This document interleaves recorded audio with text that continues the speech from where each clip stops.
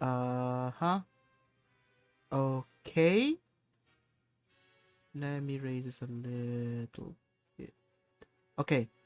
Okay. Hello? Hello? Okay. I'm more than peeking here. I think this should be good. Okay. Let me hear this.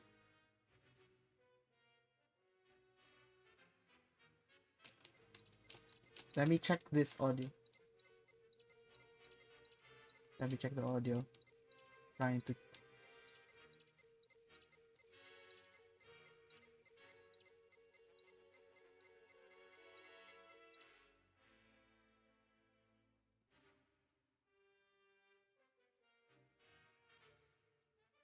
Okay, I think this is good. This is the best I could do, guys. As it turns out, you cannot mute the music in this game. Also, I get in trouble for playing the music in this game. I wanted to mute it just so I could play it with the pew pew sound effects and a little bit of the voice acting lines, which I'm sure nobody really cares about. This is it. This is it. This is it. This is it. Oh well. Okay. Like again, like I said before, man, I get it. The music in this game is really good. These are some of the best masters of some of the best tracks ever in Gundam. I get it. The Titans theme, there are Titans themes here. They're like some of the best versions of the Titans theme ever made. I get it, but I really just want to mute the music.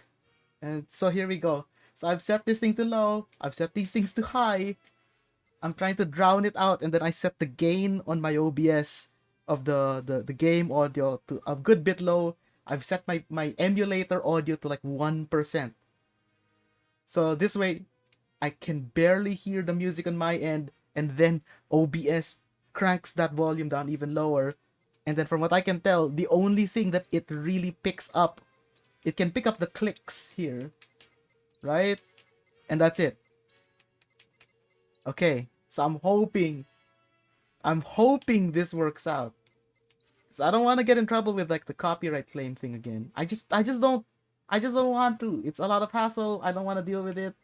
Like, I mean, like, I guess if this ever made money, I don't mind sharing the money with them, but it just doesn't sit well with me that I leave it there. Okay?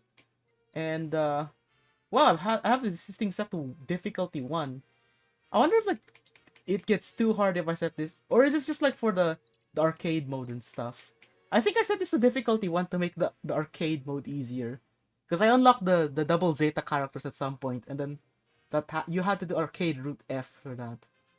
I mean, I guess I could set this higher. Would that make the game too hard? I don't know, actually. If someone ever watches it, someone's gonna call me a pussy for playing this on 1. And I'm like, okay, fine. Like, if you want me to play the game harder, I could do that, I guess. Oh, wait, let me restore to default. No, no, no, no, no. Okay, this'll do. Okay, so this is the default. I'll play on default. Okay, so let's do this. Yeah, from what I remember, I set it to 1 because of arcade. I was hoping it would make arcade route F easier. Okay, so now I think we're ready to actually stream. I'm gonna set this to public. I'm just screwing around. I mean, I really shouldn't actually, but it's way too late this time. And unlike the time that I was doing this to grind on Girls for 9, at least that there was a reason for it. There was a time pressure.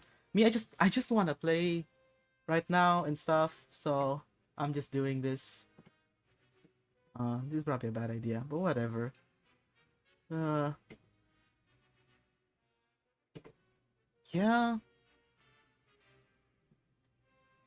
No, no, no, no, no. Don't do that. Okay. Yeah. Let's just mess around.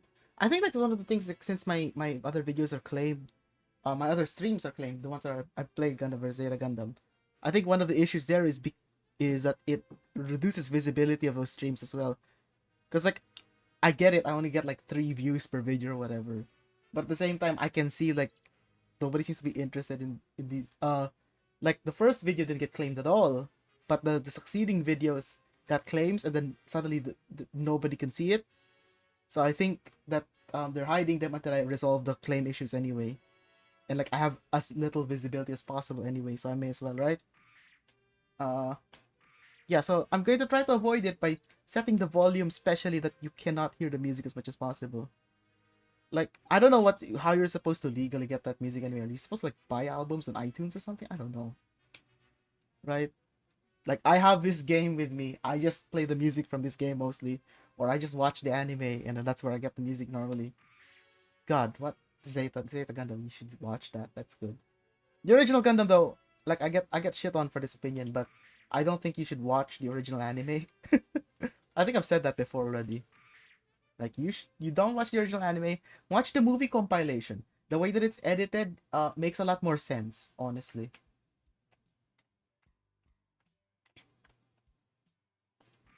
Okay, I can kind of hear the game audio. Hope I'll be able to hear the beam shots and stuff. And I can hardly hear the music. And then I've got this gain set low on the game audio. So hopefully you guys can't hear it either. Because YouTube doesn't want you to hear this music. It's really good music. And I don't even feel bad thinking that, they don't want you to watch it for a reason. Oh my god, I got a Gaplant. Oh my god, I have the Gaplant right away. Jared's route is super easy with the Gaplant.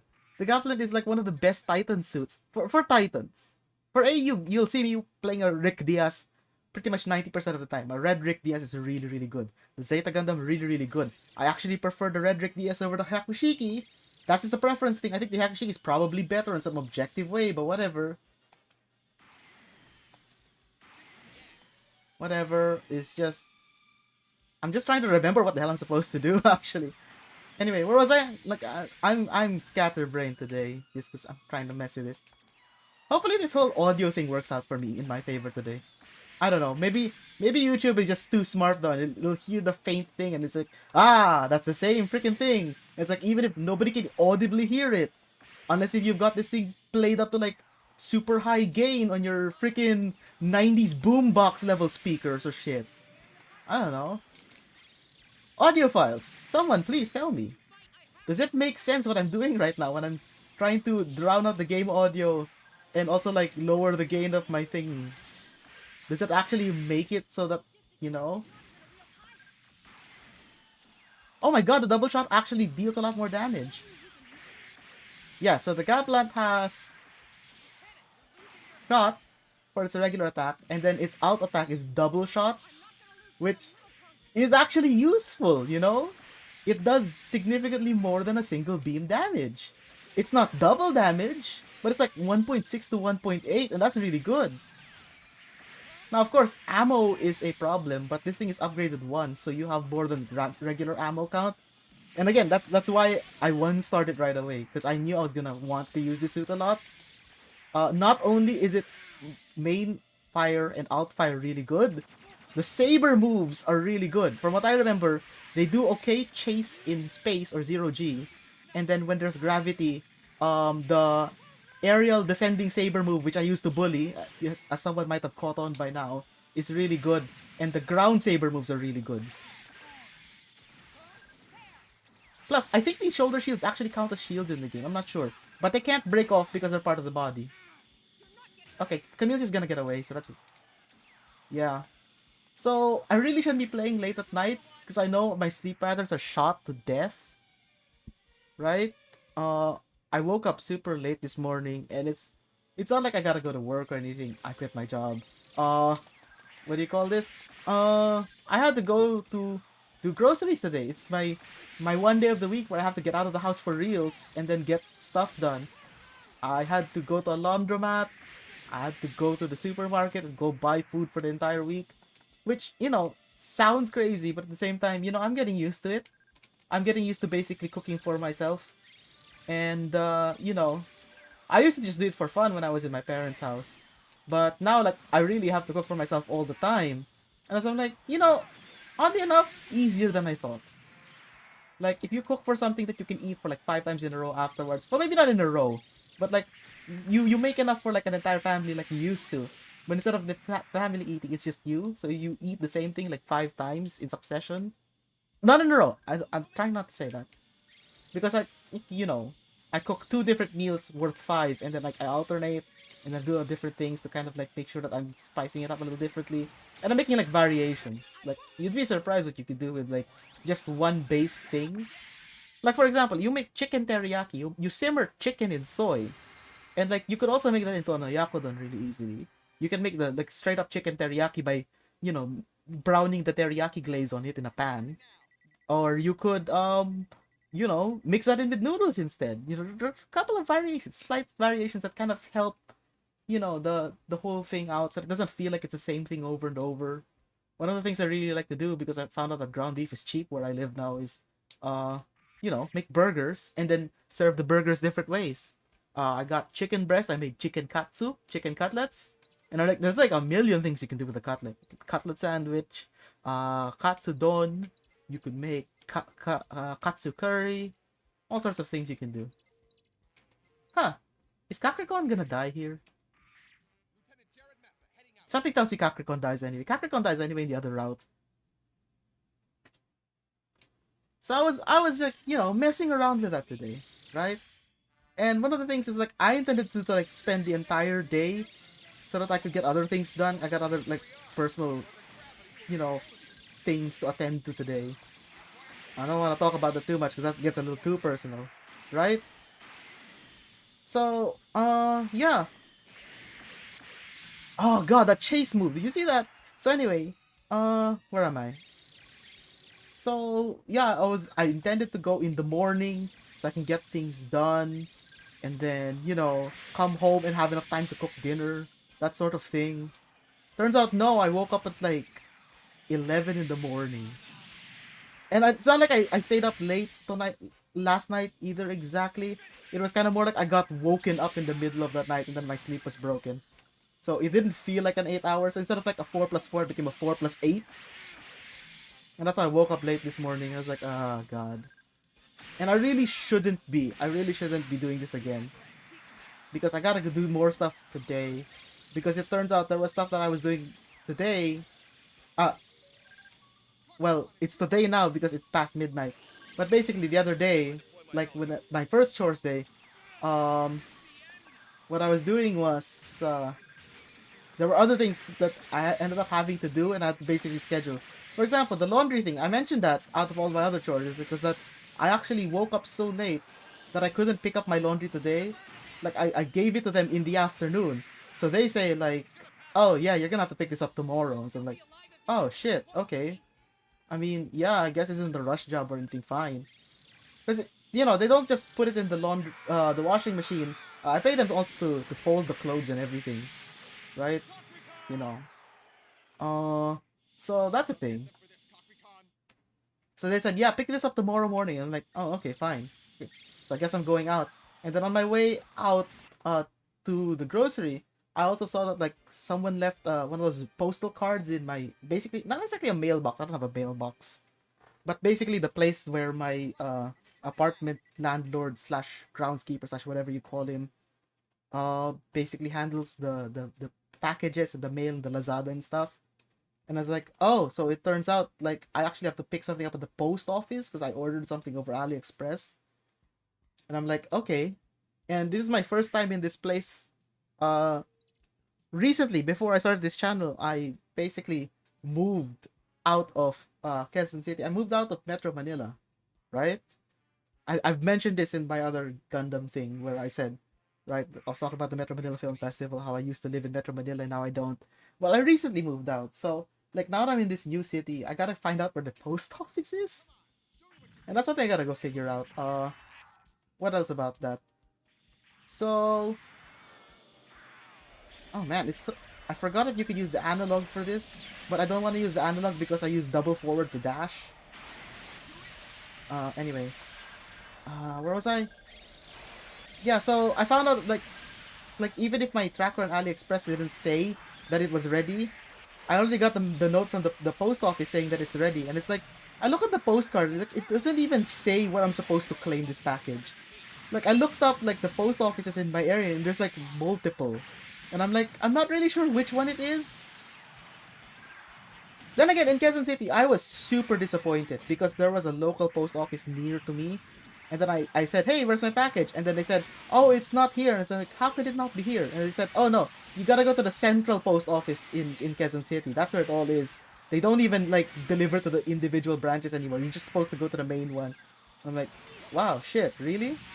You know, the main Quezon City post office, the one in the Quezon City Circle. Well, Quezon City Circle is basically where all the government everything is anyway, so you could, like, figure that out. But I didn't think I had to go there. Oh, it's not really at the circle. It's one of the areas in one of the triangles around the circle. Uh, but kind of around the circle area where all the other government stuff is. And like, yeah, that was something I had to figure out when I first picked up a package from AliExpress that way, back in Kansas City. So now I know I'm gonna basically go on a bit of a walking trip tomorrow to figure this shit out. Ah, man. Anyway, I really don't want to say which city I live in right now. I'm fine saying which city I used to live in before. That's fine, I guess. I don't think I'm gonna get harassed ever about that sort of little bit of information. Not to mention the Metro Manila area is a fucking nightmare place. Not like you could find me there anyway. Like I said before, there are like 50 million people in the Metro Manila area. Like that tiny section, like that 1/15th of the entire Philippines has half of its population. It's freaking crazy. Yeah, so I'm gonna have to go look for a post office tomorrow, and that's something. And it's like, again, I don't want to wake up late to do my stuff tomorrow, because I know it's just gonna end up with all sorts of crazy shit. Yeah, so I woke up late, I went and did my groceries and other chores late. I got home, tired. Well, not that tired, but a little tired. And then like it's already dinner time, and I was like, fuck this. I am not going to cook my own dinner at this hour. That was hours ago, by the way. So yeah, I gave in. I walked outside of my apartment, and then I went and bought I bought some lechon kawali off of a guy there at the area where the barangay marker is, and I'm like, yeah, okay, this is good. Like I paid, I think like 70 for a portion big enough for a small family slash two of my meals. So yeah, and then like that guy, that manong there who serves the food over there, my guy. Holy crap, dude is a lifesaver. Uh, Deep fried pork meals for relatively cheap, pretty good. Uh, and I've got no questions about like the quality or anything. It doesn't seem to be that he's using crap oil or crap cuts. I can trust that his supply should be really good. So it should be relatively healthy for a deep fried pork thing, right? So I don't mind. Otherwise, I'm really iffy. And that's part of like why I cook all my own food as much as possible. Is because, I don't trust the selection, the portioning, the recipes of, basically food establishments unless if I know where it is and what it's from and so on. Also, I care about cost. But like that manong is like, you know what? I might not even cook for myself if all I wanted to eat was like your food. It's like it's pretty good, and the price generally good. Where am I? Crap, I'm just rambling about the wrong thing here right now. What was I talking about? What did I want to talk about? Shit, I'm going to get the counter wrong if I don't kill him. I gotta kill him, because I won't have enough time afterwards. Oh crap, I kicked him out. He'll escape right away. Yeah, there he goes. Well, Roberto dies in the story anyway, so... Yeah, that's kind of part of the problem if you play this game before you watch the series, like I did. Like, one of the spoilers that is, like, when everyone is supposed to die. Like, really well, too. Because you probably played the missions long enough to know exactly when you were playing the hard mission where you tried to save the guy who was supposed to die. So, yeah, Roberto dies in this place. So, when I saw it in the anime, like, I didn't know the exact chronology of it, but I knew the locations. I knew, oh, shit. Roberto's going to die here because this is the Kennedy Spaceport. Oh my god, see? Those saber moves are so good. Oh shit, I lost. I didn't kill Camille.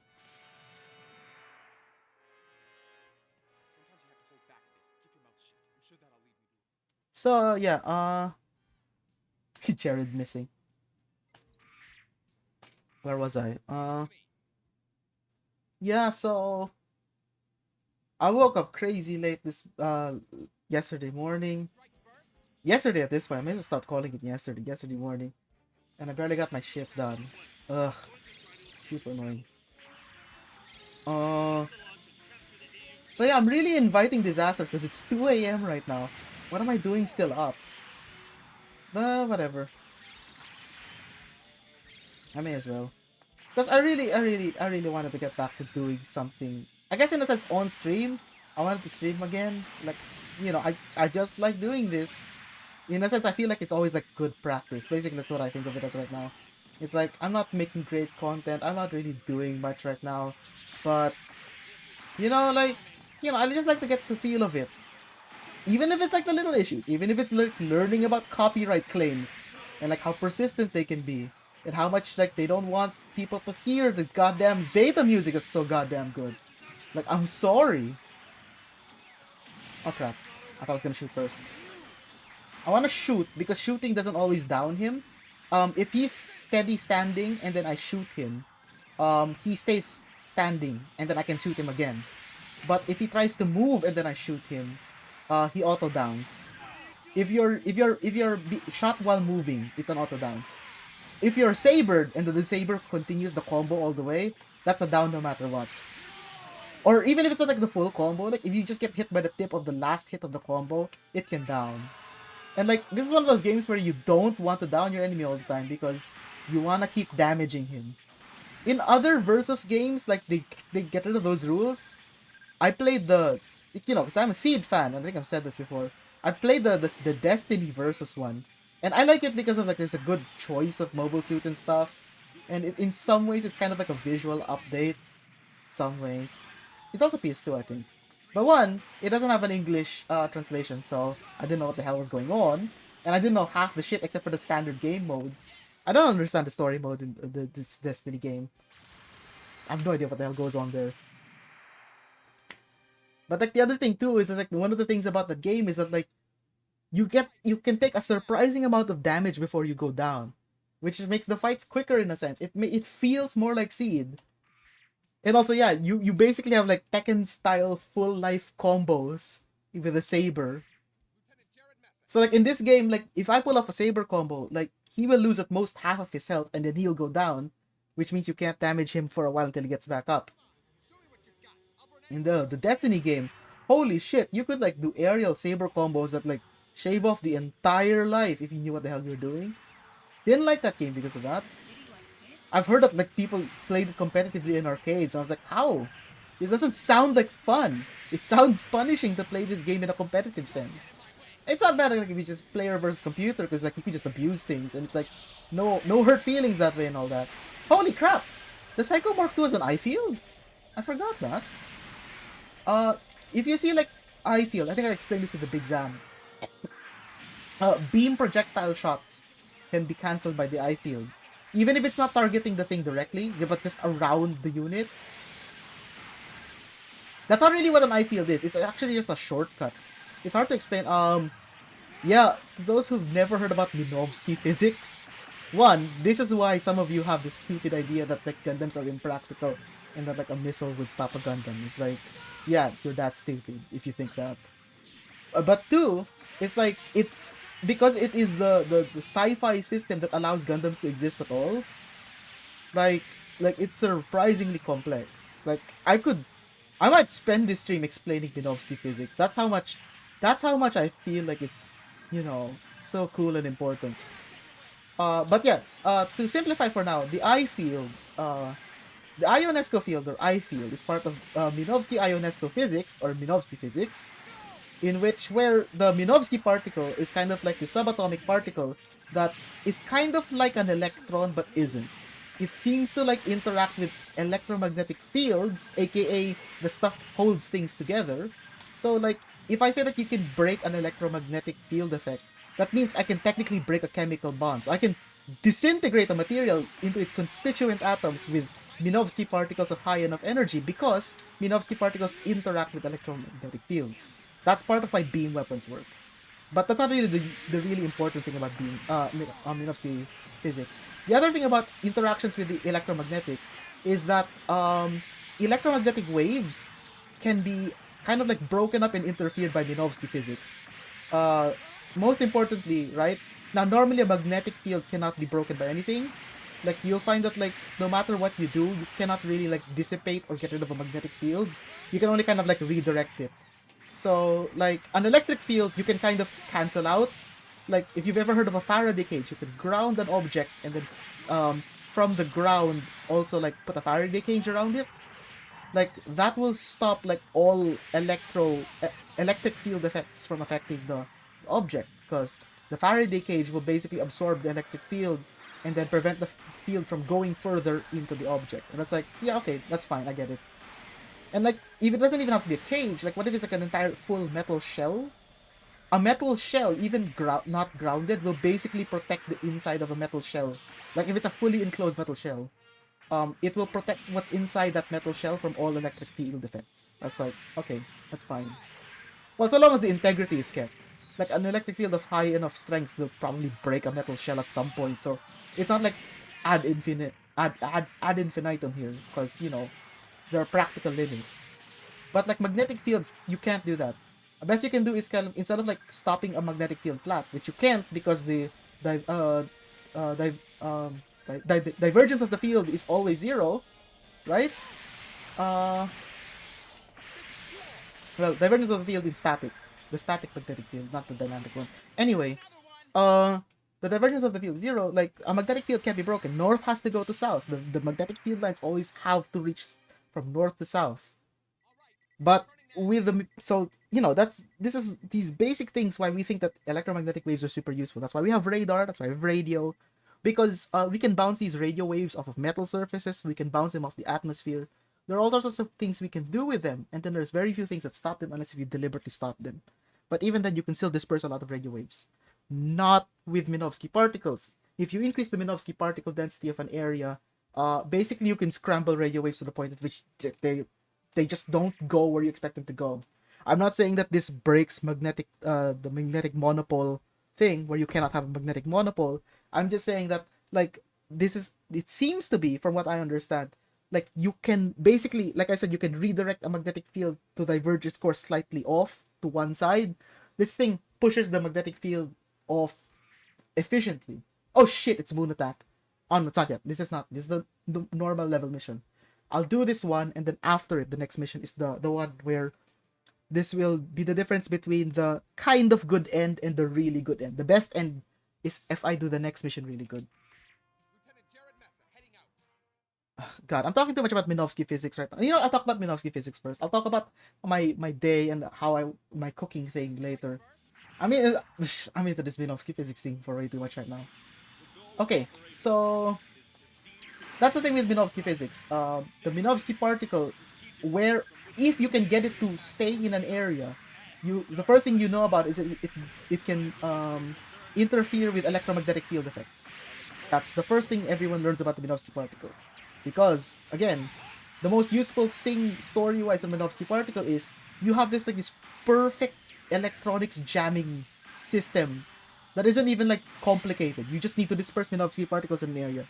Once you've learned how to do that, like you can jam radar, you can stop missile guidance systems. There are all sorts of things you can do. And that's why Gundams have to fight up close and nobody has like super long range guided weapons. Because like even a camera guided rocket, like if it uses electronics to kind of process visually what's going on instead of say a radar image or something, like its electronics can still be interfered with no matter how much shielding you use with Minovsky physics. That's part of the system. So every fight has to be within line of sight because any use of like radar or complicated satellite imaging, you know, like it won't work. It basically won't work. The only kind of communications that warships have with each other at long range, when there's Minovsky particle density in effect, is laser comms, and those are known to be incredibly low bandwidth compared to the more high spread spectrum kind of stuff that we could do with radio in the future, because this futuristic tech. Well, sometimes it's futuristic tech. Sometimes you get a fucking screenshot of Stardust Memory where you can see them coding in C++. But still, I'm just saying, uh, right? Holy crap! He did the back shot thing and it missed. That's nice for me. So where was I?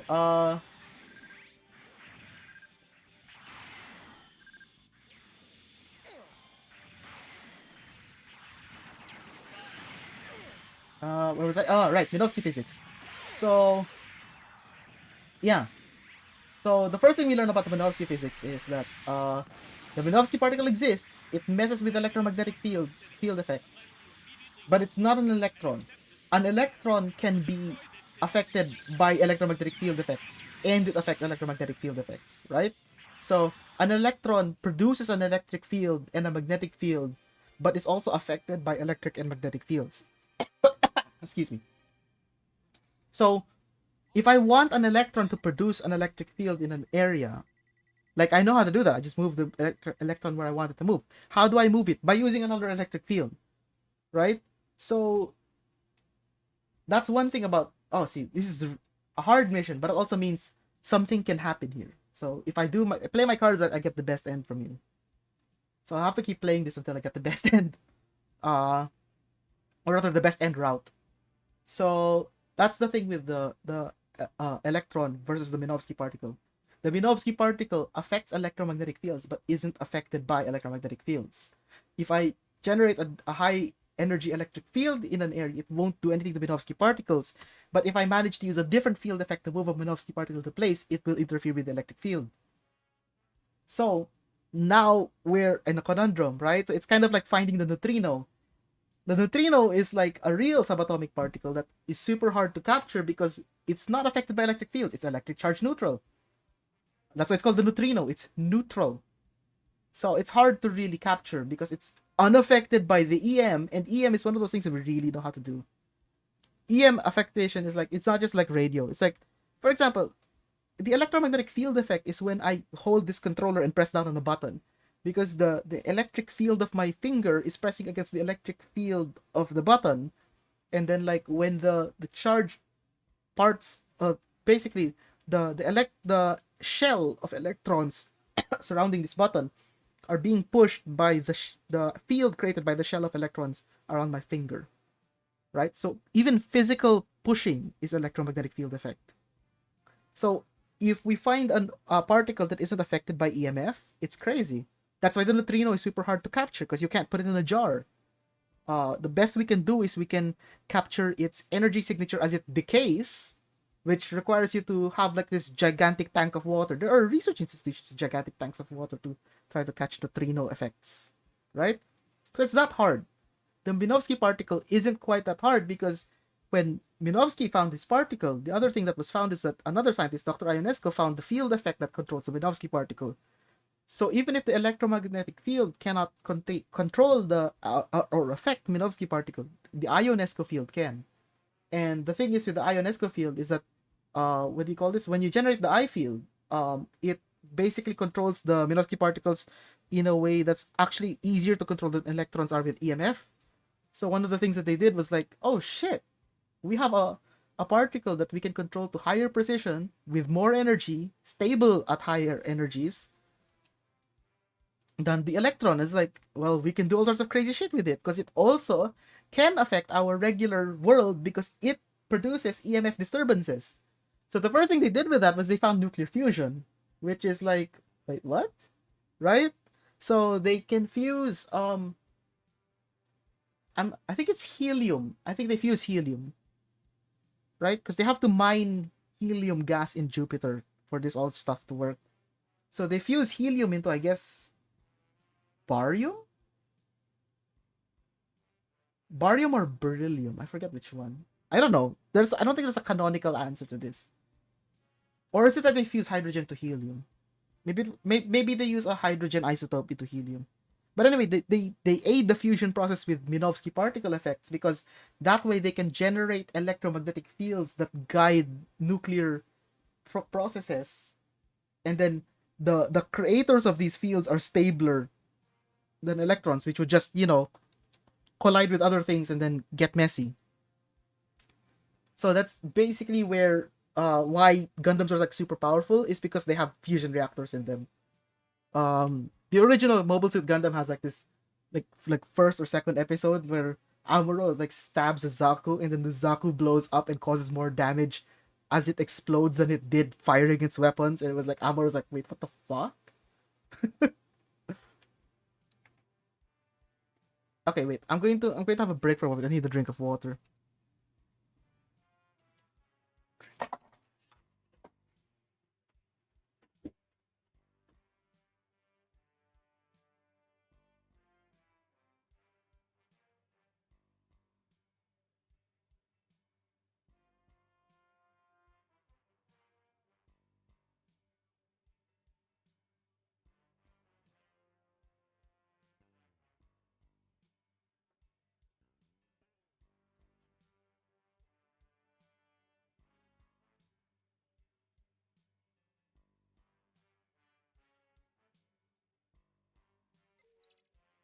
Okay, this is the serious mission. Well, whatever. I'm probably gonna talk over it anyway, cause yo, I got shit to talk about, like this Minovsky particle stuff. So yeah, when Minovsky physics came into be, the fact that they could use Minovsky particles to affect EMF and then Ionesco fields to control those Minovsky particles, like all sorts of shit happened. Obviously, one of the things that they found out when they created the my ally is a Bolinoak Saman. The Bolinoak Saman is like the only true commander unit in this entire game. And by that I mean, it shows you that those numbers underneath, the bar is the enemy's health bar, of course, but the numbers underneath are the ammo counts of the enemy. Because it's like, for some reason, the Bolinoak Saman is like the only machine in this entire roster that has like super upgraded sensors. It makes up for the fact that in combat, the Bolinoak sucks. I'm sorry. Well, the Bolinoak's not that bad, but I always felt like it was a little underpowered. Its saber moves were a little weird. So long as it's not in 0G, it's got access to a nice move. But other than that, meh. The lasers, I mean, yeah, the main beam rifle fire is fine, but the missiles always felt a little underpowered. Even if they kind of like easier to aim with. Wait, am I supposed to kill Quattro? Or okay, you're supposed to kill a hero unit. Like this is the one time that killing a hero unit is important. Ah, damn it, stupid ally. Well, the enemy's ally, not my ally.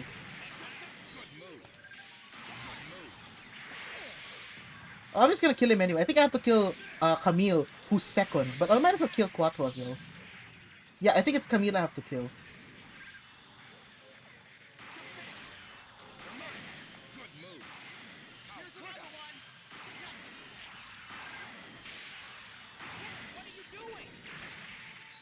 Okay, wait. I can hear it. Yeah, I heard Camille's voice. Okay. Oh, crap! Okay, so he did the wake-up attack. Okay. That's why you should always be above when you're attacking. Because sometimes you can also dodge the wake-up attack as you attack. Bolinowak, do your job. See? Look at the Gaplan Saber combos. It's so good. Sorry, I gotta concentrate a little bit. Because I know I'm gonna be playing this mission a lot. Because you never get this thing right the first time around. And I'm not afraid of dying here. I'm just afraid of letting him get away. If he retreats, I'm dead. Also, even if I get a recover, I just lose one of my guns. It's so annoying. It's not that I lose half my ammo count, though. So that's nice. But, you know, I lose one of my guns. I lose the ability to double shot. Nice wake-up card. Yeah! Yeah! Juggled. Okay. Where was I? Right, Minovsky physics. No! He's getting away, he's getting away, he's getting away, he's getting away, he's getting away, get away, get away, he's getting away, he's getting away! Okay, I'm gonna... There's no point. There is no point trying to finish this mission without... Okay, so where was I in Minovsky physics? Okay. So now we have the Minovsky Ionesco fusion reactor. So the Minovsky fusion reactor, like, it's super cool, it's super useful, but one of the things they found out was, like, because the Minovsky particle was, like, being used to help atoms release energy, they found out that they were actually also creating high energy Minovsky particles. And, like, a high energy electron makes sense, or high a higher energy atom, you can imagine, right? Like, just heat up an atom, right? Like, if I have a frying pan and I heat it up on a stove, it becomes a high energy frying pan. There's just more energy in it, right? So obviously, if you let a particle stay in a reactor, like, and it keeps absorbing like ambient energy, even just heat energy, it's a higher energy particle. And so one of the things they found out about higher energy particles is that they could use it to bind Minovsky particles together into what are known basically as megaparticles, partly because like this discovery was something that was weaponized like super fast. One of the things they found out is that like a clump of Minovsky particles put together by high energy formed a megaparticle, and a megaparticle could be used basically to be shot out of essentially a reactor exhaust. Though at this point it's basically like the barrel of a cannon, right? And you could shoot these M particles, and that's how the first beam cannons were invented. And that's the thing, right? And like I said, a Minovsky particle of sufficient energy interferes with electromagnetic field effects. And like the way that metal is binded together with metallic bonds, it's a chemical bond facilitated by the electromagnetic. So, right? An M particle shot against a metal target basically disintegrates into its constituent atoms because of the Minovsky field effects. And so, like, when they found this, they found out, like, okay, so we found a cannon that basically shoots through every form of armor we've ever invented, and there's really no way to stop it. Again, because you cannot block it, you cannot redirect it, only I fields affect Minovsky particles. And, you know, they couldn't create an I field of sufficient strength that will, like, you know, stop it. Well, until they created the I field generator, which isn't just any I field. It's basically, like, a military-grade I field that's capable of blocking weaponized Minovsky particles. So, when I say I field generator, I don't mean any sort of I field generator. I mean one that's basically, you know, weapons-grade I field. And then, that's the story, basically. There's more to Minovsky particles, there's more to the invention of mobile suits. It's not just that mobile suits can use Minovsky particles, because battleships can use Minovsky particles easy. And in fact, they didn't even think at first when they invented the mobile suit that the mobile suit could use a beam weapon in the first place. When the beam rifle was invented for the original Gundam, the RX-78-2, people were like, wait, what? You could miniaturize the beam cannon of a battleship into the hand of a mobile suit? It was freaky, and it required them to invent basically the E-cap, which is like the magazine of a beam rifle, where instead of like having a reactor create the megaparticles from scratch, is that you already had like low energy forms of the same megaparticles that you just had to charge up with a little bit more reactor energy, which means that you could basically build up a high energy clump of megaparticles for a shot of a beam weapon, basically in a realistic amount of time, instead of like, you know, instead of using the Gundam's reactor to charge the M particles from regular Minovsky particles, which would take like hours for a single shot. It's like you already had like a low energy version of the same M particle clump in an E-cap, which is then taken out of the E-cap to charge up to the reactor, and then like it's quicker basically. Which is one of those things, like, it's, it technically costs about the same amount of energy for the Gundam's own reactor to produce the beam weapon, the beam shot. It's just that the E-cap allows him to produce the thing in a reasonable amount of time. Which is one of those things. Which is, you know, when they created the sci-fi aspect of this stuff, like, it kind of confuses some of bits of the story, because sometimes, like, you'll show, like, the camera's like, oh, I'm out of energy, and then he can't fire his rifle, and it's like, what do you mean by that? Did you run out of particles in your E-cap, or did you run out of, like, reactor power? And then, like, sometimes it's one and sometimes the other, because the Gundam can still move sometimes and sometimes it can't. As far as I remember, it's not too clear when they say out of energy. So, they don't pull that trope too often, honestly. Except in the original Gundam. They do it a lot in Seed, because the physics of that universe is a lot different. Which, one of the things I don't like about Seed is that they never explain beam weapons. It's like, is it just regular charged particle EMF stuff? Or is it completely new esoteric particle like the Minovsky. Right? I mean, as much as I don't like Double Zero, at least they tried a little more. And they kind of, like, Double Zero did build off the Seed idea a lot more. Because it's like, in Seed, like, when they invented the nuclear jammer canceller, they really should have explored the idea of, like, I don't know, solving the energy crisis. But in Double Zero, it's like there really was an energy crisis, and then like the fact that there were Gundams that could have solved the energy crisis but didn't, did actually piss people off. I did like that. Okay, so we've got him stuck in this ridge. It's far away from where he can run away, so hopefully I can do him in this time. Double shot. I need him down right now because I need to. Okay. Oh shit, oh shit, oh shit, he's wave riding. Fuck, fuck, fuck, fuck, fuck me.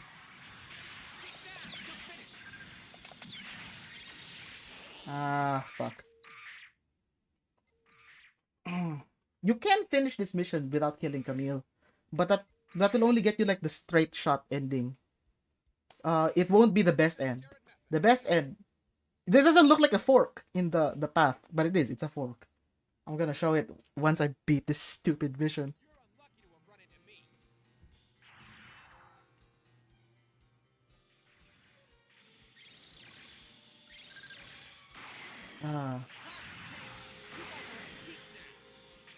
Yeah, so when there's a giant mobile suit, like it's powerful enough to have an IPO generator, is crazy. The Big Zam has one in this game.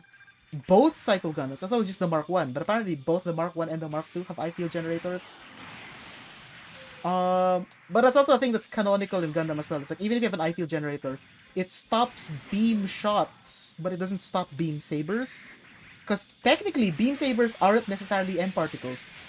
They could just be regular, non-bound Minovsky particles of significant energy. The thing is that they deal as much damage as a beam shot, because not because of like they're of equal power output.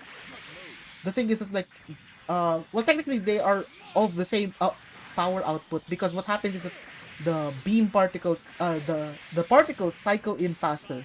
So in a beam rifle shot, what happens is that a giant clump of particles hits the target, and then they all dump their energy, and that's it. A beam saber is actually like a beam chainsaw. Actually, it's like a stream of particles hit the target, and then what happens is after they lose their energy, the particles get collected by the eye field, sent back to the reactor, and then like new particles like keep at the thing, and then it cycles so fast that you don't see it. You think it's just a solid blade, but actually it's kind of more like, it's like a 3D chainsaw effect of particles streaming in and out. So what this means is that like, even if the power output of a beam rifle and a beam saber might be the same, it might just be more particles at lower energy being cycled more often than like the single clump of particles being used in a beam rifle shot. So because like, again, a beam saber is held up by its own eye field that facilitates this kind of chainsaw effect. It's unaffected by an eye field generator, which is like, holy crap, that's canon. Now, like, it's these kinds of things is why I really like Gundam. It's like, okay, so the world building isn't completely tight, but they definitely put in a lot of effort, you know? Sometimes even like retroactively and stuff. Like, sometimes they change things and they hadn't even planned for it, but like they were able to write it in a way that it made sense. Oh my god, I'm gonna kill Camille. Okay. There you go! Double shot working in my favor. Okay, because I killed Camille, what happens here is basically the AUG forces now have too little fighting strength to continue this war.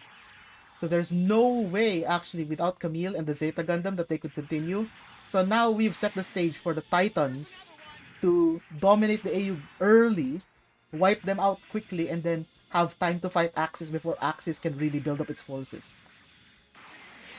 And this is now the best ending for the Titans, where the Titans win everything.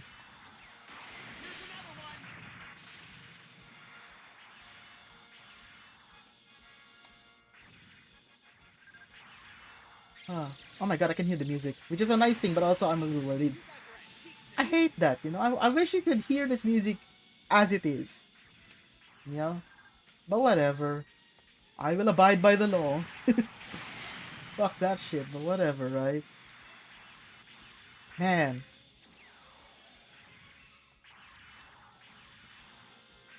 honestly, for all the trouble that Char creates in the timeline, maybe it's a good thing for Quattro to die. Anyway, yeah, honestly, like, Zeta Gundam is quite ghastly because it's not a good versus evil story. Like, when you see Quattro start using the giant space laser at the gate of Zidane to wipe out his enemy, I'm like, yeah, I mean, like, you're not completely evil for doing that, but yeah, see? Ayug driven from lunar surface. Ayug does not have the fighting strength to continue anymore. So now we're just gonna wipe out the remnants, and then the remnants are gonna be so desperate that they will join forces with Axis, because Axis is also too weak to fight you alone now. And then you basically wipe out both Ayug and Axis from this timeline. And then this is the best ending for Titans. Not bad, right? Because I've only completed like 10% of the entire game, and we've completed one of the best endings already. Oh, wait, okay. No, I've already done over 20%. 23%. By the time I finish the best end, it'll probably be like 40%.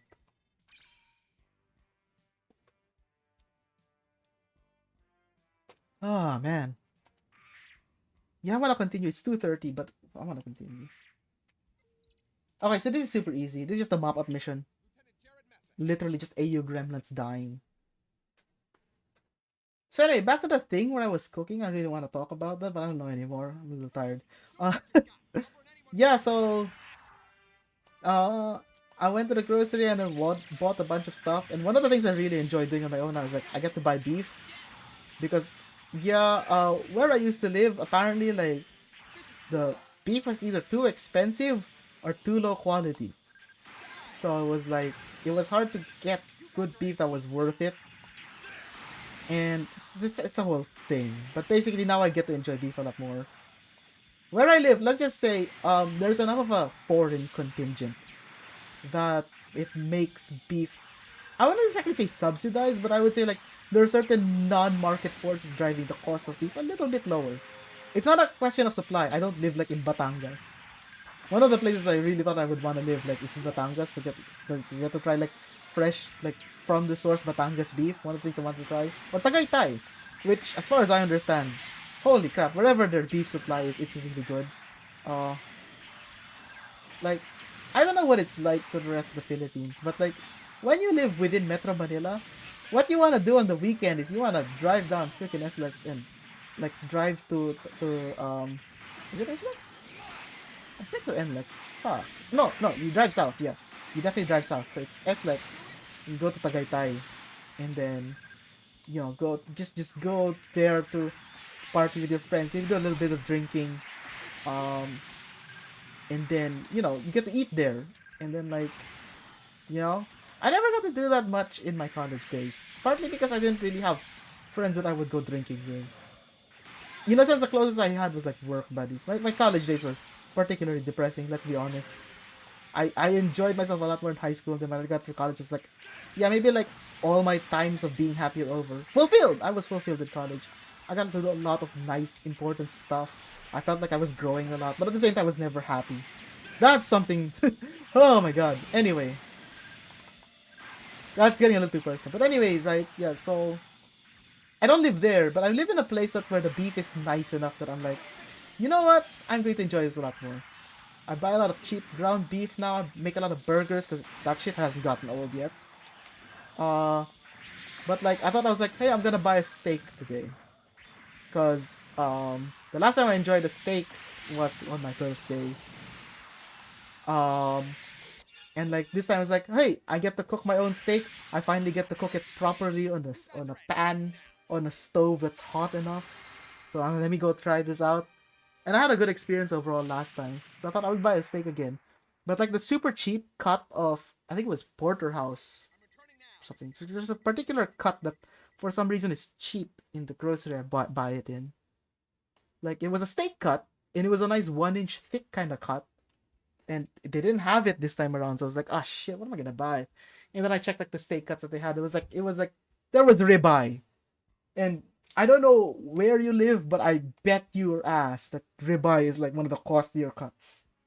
I bet your ass. I can't think of a place in the world where ribeye is not expensive relatively, right? Mm. So yeah, so I saw like it was like, oh god, I don't want to buy the ribeye. I don't want to spend that much more money. It's like I wouldn't exactly say double the price per kilo, but it was like, holy crap, that difference. It's like more than 30%. So I didn't want to buy the ribeye. And I was just looking around the beef, and then I saw like brisket. Not a steak cut. Definitely not the way that it was cut. It was kind of more like something I would chop up smaller into caldereta at that point. So I was like, I can't do this. I can't do this. And then I realized, like, hang on, there's like a lot of things you can do with beef brisket. So I thought, hey, why don't I go look up a video on pot roast again? Because I think, like, with the fat content I'm seeing in this beef brisket, some of this beef brisket was like, some of the cuts that I took were like super fucking fatty. Like, oh god, I love that. I love beef fat. So I was like, hey, maybe I could like slow cook this. Like, I know pot roast technically goes in the oven, but like, I could technically follow this recipe and I could just simmer it on the stove top instead of putting it in the oven. I was like, this might be a good idea. So I bought a bunch of brisket. But not a lot actually, because obviously I just cook for myself.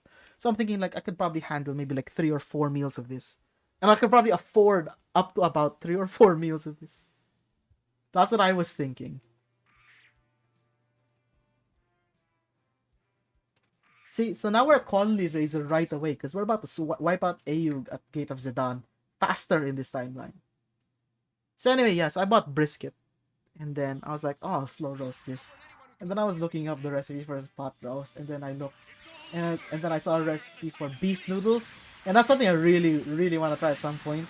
Is like just not even make my noodles, I just buy egg noodles, and like make just some straight up beef noodles at some point.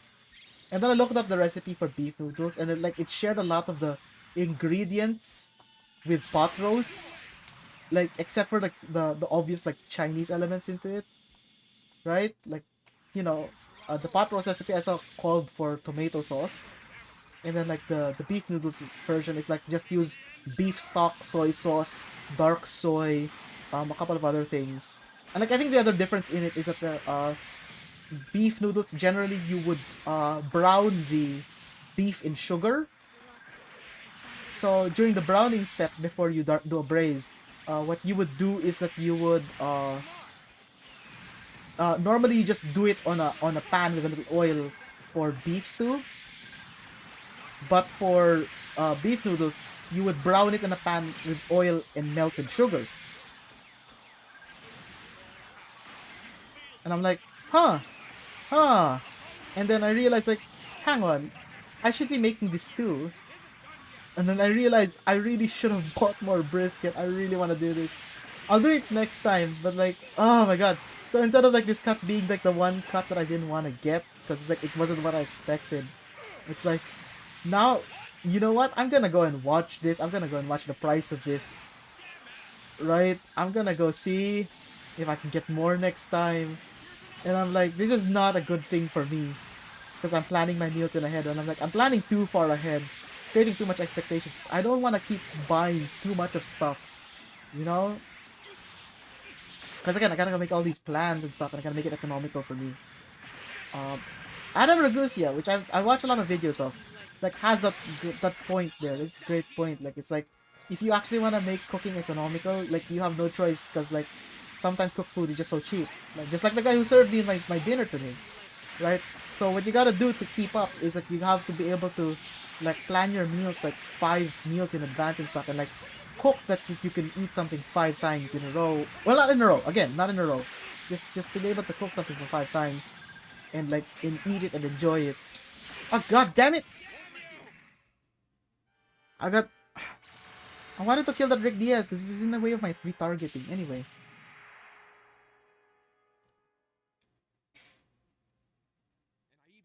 So, what was I? Yeah, so I don't want to buy too much because I made that mistake the first, no, not the first time. Because like there was once like a sale on ground beef that I got on, but like you had to buy a minimum of 3 kilograms of ground beef. 3 kilograms. That's over 6.5 pounds of ground beef. And I was like, You know what? I want to get like that 5%, 10% off, whatever it was. It's a small amount. It's less than 10%. Definitely less than 10%. But like, I wanted to get that discount, so I bought that ground beef. And I thought, you know what? I'm just gonna make hamburgers from this anyway. I'm still not sick of hamburgers. Like, I could go for a burger any day of the week. One of the nice things I thought about it is like a weekly seasoned burger, like a burger that you don't season too much, which I like because I like the taste of beef. When I found out like it basically tastes like a Wendy's burger, I was like, holy crap, Wendy's actually does serve fresh beef. Right? That's one of the things I found out. Anyway, I bought 3 kilos of beef at one point, and I was like, of ground beef, and then I realized that was my mistake. It's like, even if I wanted to eat burgers in a row, like that wouldn't get rid of the ground beef, even if most of it was frozen at the time. Like, it would go bad. It would, you know, take weeks to get through this stuff, even if I made burgers, like one burger every other day or something, right? Oh crap, he's gonna shoot, he's gonna shoot, he's gonna shoot, he's gonna shoot! Oh crap! Okay. You know what? Oh crap. Yeah, you wanna put pressure on Haman, because if you let Haman do her thing, she's definitely gonna fuck shit up. Like, the Cubile can deal shit tons of damage if you know what you're doing, and sometimes the AI knows what it's doing. The Axis route is gonna be super fun, actually, if I get to use the Cubile in certain scenarios. Anyway, how is it pronounced anyway? Is it Cubile? I don't fucking know. I didn't even know that the gym was pronounced the gym for a really long time. Anyway, yeah. So what I ended up doing with those that ground beef, one of the things I thought I was gonna do is I was gonna make a lot of bolognese, right? Another Adam Ragusa recipe. So I made bolognese, and then I realized I had so much more beef still. So what I ended up doing is, like, when I was serving my spaghetti, I also served it with meatballs of ground beef. That was how much ground beef I was eating for like 2 weeks. I still have like the last 200 grams of that ground beef, by the way, in my fridge. Freezer, sorry, not fridge, that would just spoil. Yeah, and then...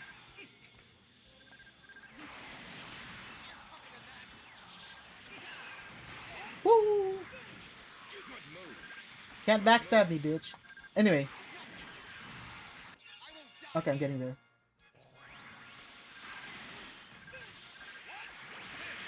Crap. Yeah. No, but whatever. The last 200 grams or so, I'm mixing in with a new batch of ground beef anyway. Making a few more, like, basic beef stuff. Beef burger, and a couple of, like, meatballs, and some stuff that I'm mixing in with other things to make certain meals out of. Anyway, yeah. So, like, I'm already afraid of buying too much, but, like, this is one of those times where I'm like, you know what? I really wish I just pulled the trigger and I bought enough brisket to make, like, 2 different really big good meals. Because now, like, I'm at home and I'm like, I really, really wish I had beef noodles. And I'm looking at my fucking cup ramen. I'm like, yeah, I really wish I had the built-up version of this. That's something I'm definitely gonna do next week. Bawa, cool, really? Oh, fuck, Tri-Stars. They're gonna come in 3 black Rick Diaz to kind of replace their old Rick Domes. They're gonna be super annoying. Anyway. Yeah, so like, oh god. If anyone ever listens to this and is like, they know how to make good Taiwanese beef noodles, it's like, I wanna know. You know? Like, if I ever get good at one recipe and it's Taiwanese beef noodles with like the fucking beef tendons in there, completely super soft and everything, that's what I want in life. Right? If I ever manage to learn Chinese, even if I hate the Chinese mainland, I mean like the government, not the people. I think that's one thing I gotta explain at some point in the future, is like how much everybody in this basic Asian neighborhood hates the Chinese state. That shouldn't be news to anyone, but like, you know, like to non-Southeast Asians, like, if I just, you know, explain some of the finer points of this, especially in the Philippines, I'm just gonna say, the Philippines has beaten China in legal battles, and we're like, we don't have the military power to enforce our legal wins, but just having legal wins in the first place is like, fuck you, China. Our lawyers are better than your lawyers. Because your lawyers are stupid. You're probably poorly educated by your stupid Chinese state. Right? So anyway, like even the Philippines, terrible education, I might add, for the most part, can still produce lawyers smart enough to beat China. Because China, like their education just sucks so much, worse than the third world countries. If their lawyers can't beat Filipino lawyers, which I'm not selling Filipino lawyers short either, right? Like I would say that a good Filipino lawyer is someone who's beaten the odds, and they managed to get to a good part of the education system instead of the crap 80% of it. Anyway, so basically, I'd like to say like the best Filipino school beats the best Chinese school pants down probably, even if on average Filipino education is fucking terrible. On average. She's not yet dead. Holy crap. You need to get rid of at least one of them so they can't like lock you. Because a triple bazooka can lock you like crazy. And again, like I said, a main shot won't down you right away, so you can get triple damaged by bazooka. The double shot is an auto down, by the way, and it stops your own movement. You can't dash while shooting if it's a double shot, which is why you don't use it often. Anyway, that's fine. Oh my god, my ally is an Ashimar? An Ashimar, Amarasai? Which is really weird, but then I remember, like, canonically, Anaheim sold the Marasai to both sides in the conflict. Holy crap, I did not have a recover. Anyway. Okay, I'm too many tangents. Anyway, right? Like, I want to learn Mandarin at some point. I'm bad at learning languages. My name is a reference to how bad I am at languages, even if I technically love linguistics. Right? If I could learn, like, Mandarin, like, the first thing I would do, right? Move to Taiwan. Holy crap. I want to eat Taiwanese food till I die. Taiwanese and Hong Kong food. Right? Like Chinese culture, I think the Chinese culture peaked when it left China. Singaporean, Hong Kong, and Taiwanese food. So fucking good. Holy shit. I wanna master Hong Kong baked rice, which is something I'll do in the future because that white sauce stuff is just something I'm getting used to. Uh and then like I want to do Hong Kong baked rice, a couple of other Hong Kong those little cafe recipes, I guess what they're called. Um, I get my references from Chinese cooking demystified. That channel's a really good channel. Like Singaporean noodles, Singaporean dim sum, and then Taiwanese beef noodles. Fucking holy shit. Beef tender noodles is fucking good. Uh, what what is good in Chinese Filipino cooking? Filipino cooking? I'm not really sure. I mean, like, I like dim sum, but like every Chinese culture's dim sum is really good, no matter what anyway. I mean, like, dim sum basically represents long life, and it's like dim sum everywhere represents you want to live life long enough to be able to eat an entire dim sum menu. So anyway, uh, right, I don't know, pancit? There are so many forms of pancit that are very not Chinese anymore, but they're really good. Maybe asado. Is that Chinese? I can't tell because the name itself is like South American, isn't it? But like Pugon asado is supposedly Chinese? I think there's like a mistranslation. Maybe it had a Chinese name and I got confused with the fucking Latin American thing because of the Spanish influence. What am I even doing? I'm losing. Anyway. Yeah, these missions are harder because this is the best end route. Nice! Friendly fire. And I don't mean the friendly fire damage, which there might be, but friendly fire that they're interrupting each other. See? Oh crap! He's not yet dead. He's not yet. Oh my god, he stole my... Time to run away. Time to run away. Time to run away. Okay. Wait till he lands, and then...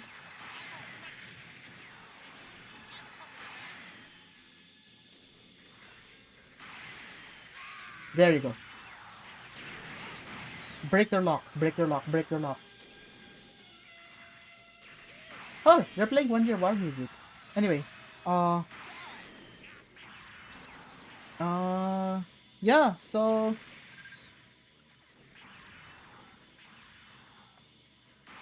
Uh, where was I? Yeah, so I wanna. Yeah, if I could live in Taiwan, that would be great. I would have to learn Chinese though. Uh, I mean, like, I'm probably Taiwanese. Someone is probably going to tell me, you don't have to learn fucking Mandarin. You can learn Cantonese, and I'm like, and I don't think there are enough English speakers in Taiwan. I've spoken to some people in Taiwan via online games, and I'm like, it doesn't. There's certain places where I think English you could kind of scrape by as a tourist, but you definitely couldn't live there. I was in Malaysia for a bit, and I was like, I got far enough speaking English, but I could tell like everyone was like shifting register to speak to me. I also get that a lot in speaking Filipino, especially now I live in a place where they don't only speak Tagalog as Filipino. But yeah, like when I was in university in Metro Manila, like I'm a primarily English speaker, so I would just speak English all the time. And then I could tell that people were shifting register to speak to me. Like they would be speaking Tagalog. They might even be speaking some other language because it was a big university with lots of people who came from other places. So like we're speaking fucking. There's a lot of like northern and central Luzon stuff in there. A lot of fucking. Oh no, not just northern actually, southern actually as well. Fucking Bicol and stuff.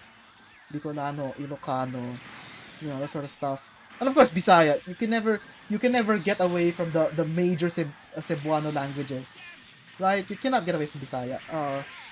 I don't speak it either though. So yeah, and like they would be speaking basically one of those languages, or even Tagalog. Like they might even not speak. There might be a Bisaya speaker who's speaking Tagalog just to try to be polite to Tagalog speakers, and then I would speak English, and then they would suddenly start speaking English to sound polite, and I'm like, every time I meet someone new like that, I basically say most of the time, like, I tell them, look, you can speak Tagalog, I understand it, I just speak English, okay? Right? You can even speak Bisaya with me. I don't even have to understand 80% of what you have to say. 50% is good enough for me. The 50% where it's relatively common, I can kind of guess the rest of it from our shared grammar.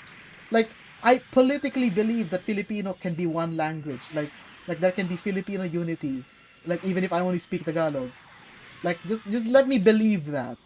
Right? I don't mind that you speak fucking a Cebuano language or Ilocano, or basically so long as it's not there's like one language in the Philippines where it's not actually common with the other languages. I think it's like Chavacano or something, which technically isn't Filipino. There's like that one language that's actually like a Creole of like Spanish influence and other weird things that is so un-Filipino that it's not actually part of the Filipino language family. Even if it is geographically in the Philippines, it's technically not that same Filipino language that you're gonna get for 98% of elsewhere. Maybe it's not Chavacano. I forget what it is exactly. No. Hiligaynon is definitely a Filipino language. It's shit. No, Waray is Filipino. I think it is Chavacano or something like that. Something in that area. Somewhere in the north, there's that one Spanish Creole that's technically not Filipino. Oh shit, I missed. That was an important miss.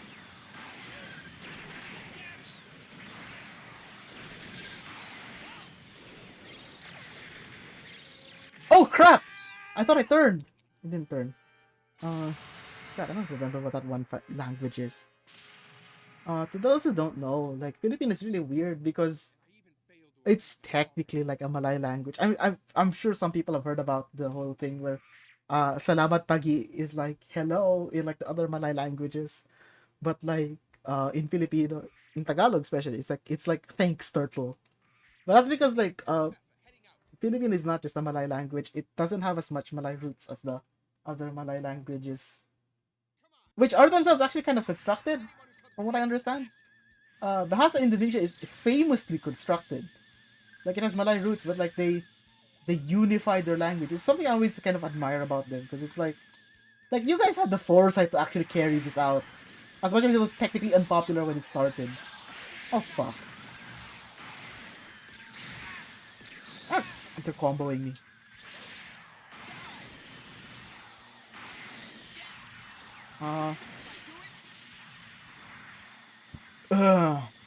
The Filipinos like, you know, there's definitely a lot more Spanish in it that people would want to admit. And when you think about it, honestly, a lot of English.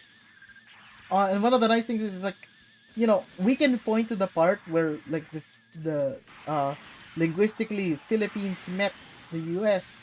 because we're actually responsible for the word boondocks of all words, of all the words that of Filipino ever made it into English. Of all the things that we can claim, we have the word boondock. That's our word that you became your word, and it's not even like the same word anymore.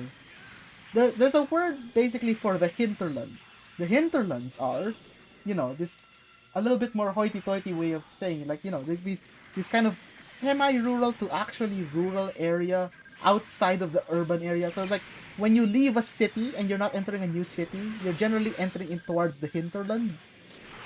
So when you start going towards the hinterlands and then into deep rural, you hit the boondocks. You hit, this kind of like deep rural place that's far away from the urban areas, moving directly away from the metropolitan areas and so on. That's what the boondocks are.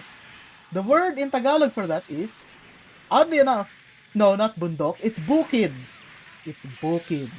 Our word for it is bukid. So boondocks in Tagalog is bukid. What? So where does the word boondocks come from actually? Well, that's the thing is like when you go to the bukid, usually it's not populated because it's a mountainous area, or you've gone towards the coast. That's another thing, obviously. It's always mountains or seaside. But in this case, usually, when we talk about the bukid, we usually mean like, rural area near the mountains. So one of the things, ah shit, there we go. Oh crap, I meant to catch both of them there. Buy time, buy time, buy time.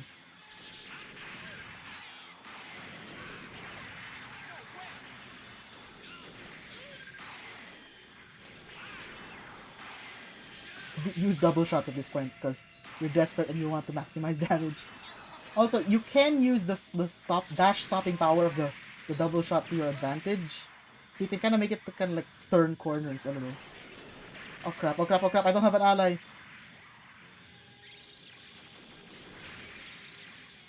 Woo!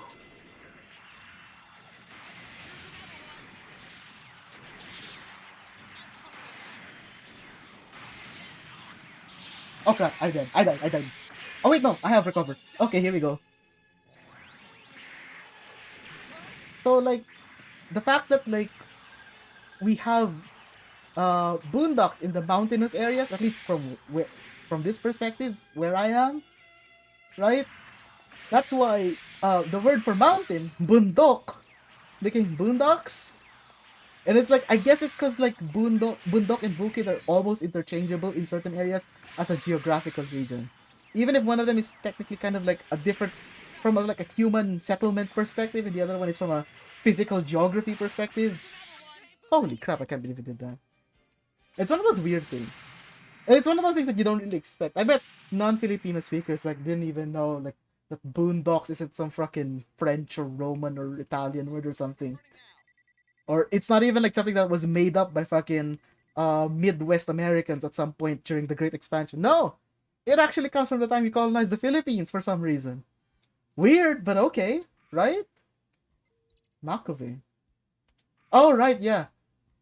It says here to win, destroy Makove, but what actually happens is basically he will try to send everyone but himself first at you. So it's basically just survive the onslaught of like a million Gelgoogs and survive long enough to see Makove.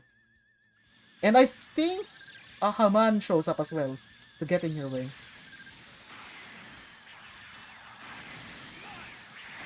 Okay.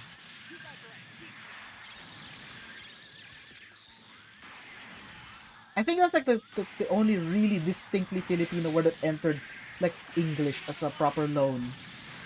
I'm not sure about the others. I'm sure we'll end up getting some of them. But that's really just how languages are, I guess.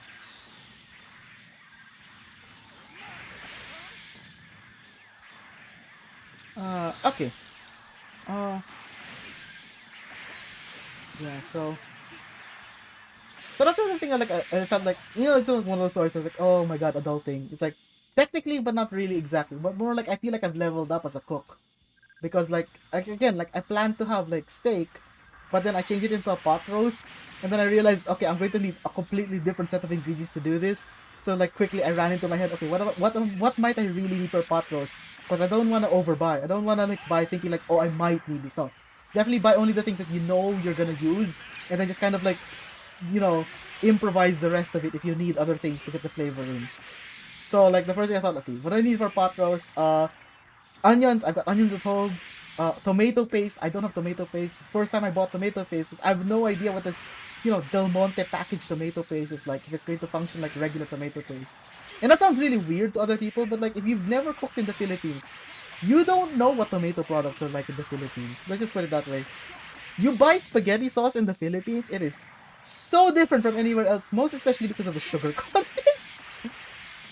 Like, Philippines is culinary-wise like the land of sweet spaghetti, and a lot of people get freaked out. I have, online friends from other countries, and they still get freaked out by the fact that sweet spaghetti exists, right?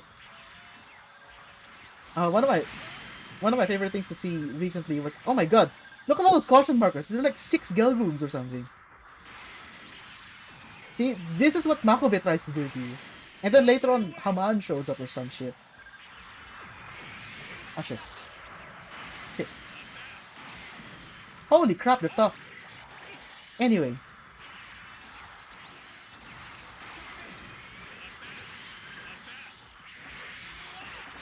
Oh, sorry. Oh, I don't have to protect you actually.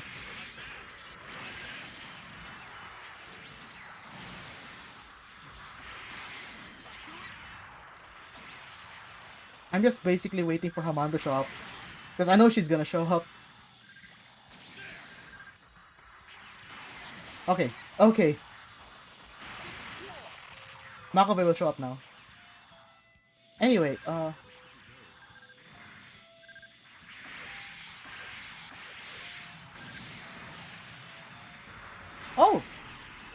Okay. Oh, okay, he's going to be hard to kill. But he's not gonna be a hard opponent. The hard opponent is going to be, yeah. Haman is over there. I'm sure Haman is over there. Yeah, that's Haman. Try not to get in the way. Anyway. Yeah, so I was like, okay, let's try to figure out how we're gonna do this. Like, tomato paste, definitely I'm gonna use that. And then, like, this calls for cooking wine. I cannot afford wine, and I can't find cooking wine in my grocery. And I'm like, you know what? Fuck it. I bought a can of Red Horse, and I'm like, you know what? I'm going to try every Adam Ragusius recipe where he says like I'm gonna put white wine in it. I'm just gonna put Red Horse instead. I'm going to put a fucking 6.9% ABV beer. A fucking, I don't even know exactly what it is. Stout or lager and all that shit. I don't know beer terms. I'm not very good at that shit. Even if like the only alcohol I really enjoy is beer. Anyway, I'm just gonna put Red Horse in there, and I'm just gonna see how that works. Because I remember one of the times that I just didn't have the ingredients to make a proper teriyaki sauce, and I had oyakodon to make. I wanted to make oyakodon. I had the onions, chicken, and eggs ready for it, and I was like, yeah, fuck it, let's do it. And then I was like, I can't find any cooking wine. I can't find any cooking sake in this place. I ended up finding the cooking sake in that. No, not in that place. I found a nearby kind of little family store where I could do that instead. Anyway. Oh my god, it's right around Baral. Holy shit, this guy is fast. I don't know, I think they gave him like a mobility modifier because he's super fast in space. Anyway. So I basically supplemented it instead for alcohol content with Red Horse to make the alcohol content of the teriyaki. And it actually turned out okay, except I didn't quite put enough of other flavorings. I think like the beer kind of watered the other flavorings down.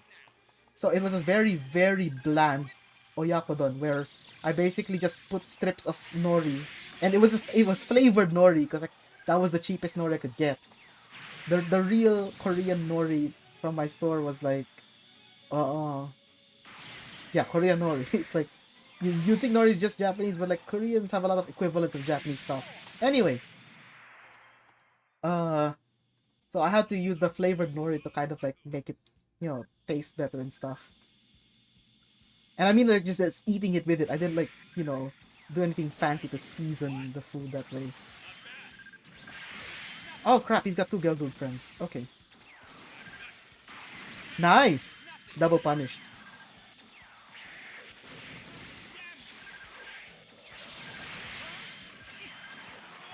Crap. Crap, he's fast. He's fast. He keeps avoiding things. See? Like, I swear that they do stuff to him that makes him hard to hit in space. And then he pumps fucking damage. And like, you can never seem to hit him. I'm not gonna win.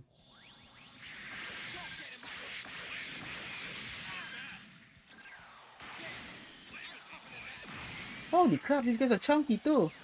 For escorts, they're pretty chunky. Anyway, yeah, so the thing is, what I learned from that was that you could actually use beer for that. The only thing is that you just have to kind of compensate and stuff, and, you know, kind of learn how to do things better with taste. Because I thought, like, when I tasted it for seasoning, like, it was just, okay, it's too hot, but I think, like, if I could really, like, get this into my tongue, like, the salt content would kind of normalize a little better. And it turns out, no, not really. Because, like, even if the saltiness of it kind of improved once the temperature dropped, I mean, the perception of saltiness, like, that's all really the change. It was just salty, but I couldn't taste the other things in it that I put in. And it kind of felt like the fat was too much. So it's a lot of different... Oh, God!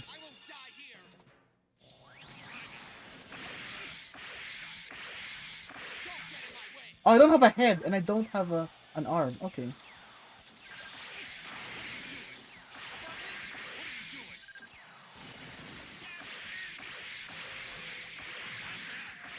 Oh my god, did I just lose him? I think I lost my ally. Oh no, here he is. A Zaku? Seriously?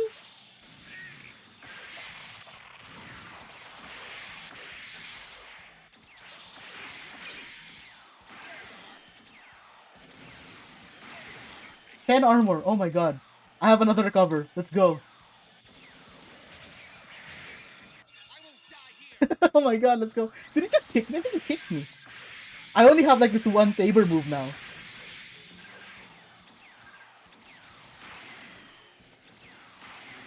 Oh my god, I can't believe. That was like 3 recovers in a row. Thank god my ally is so chunky. Anyway. Yeah, so I'm thinking like, I bet I could do a pot roast with a fucking red horse. I bet I could do it. I bet I could do it now. So long as I rely on a good amount of tomato paste and onions to kind of... Oh my god, this is a big Zam, isn't it? I think I'm gonna bring something with a physical weapon. The beam rifle comes with these missiles as its secondary, so I'm going to go with this. Technically, I could use the machine gun, but like, that machine gun's useless. Never use a machine gun weapon here. Unless if you're really desperate. This is a crap melee, but at least it's not 0G. And at least I have a lot of missiles. These missiles replenish really fast. So I'm gonna rely on that. Okay. Holy crap.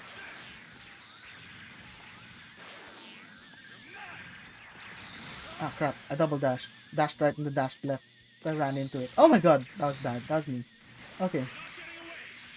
So yeah, I'm gonna do a pot roast with like onions, carrots, maybe even corn. I'm thinking about putting my corn in there.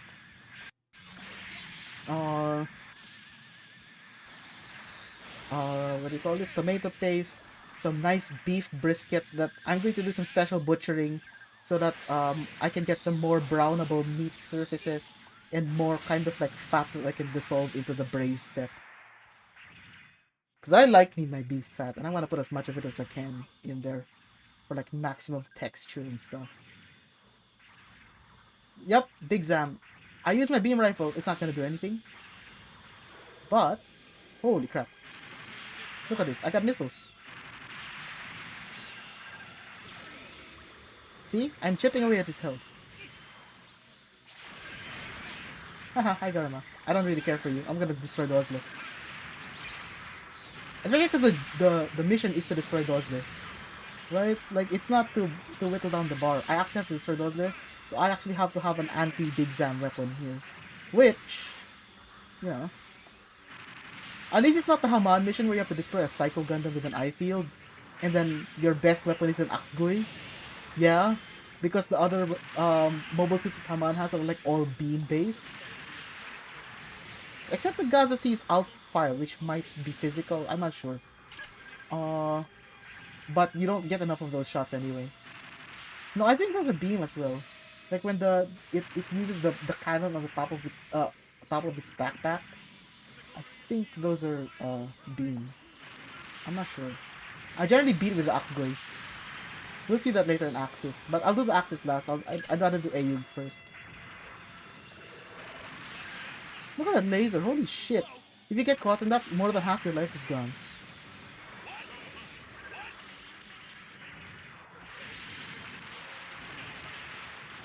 Haha. Let's go mess with Garma, looking.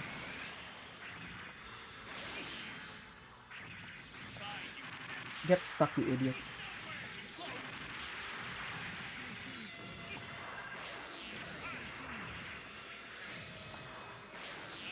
Garma's not yet dead, is he?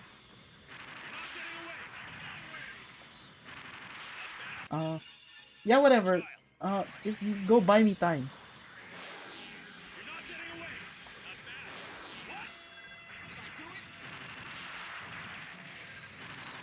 Let's do it. Okay. So where was I? Yeah, I'm gonna be trying that. That's something I'm really looking forward to soon. I've got a bunch of other things that I'm going to try. I'm gonna go see, because the cheapest seafood I can get is cream dory fillet. So I'm hoping to. Holy crap! Is this it? This is the ending. This is super hard too. I'm gonna go take a momentary break. I'm gonna get a drink of water. Excuse me.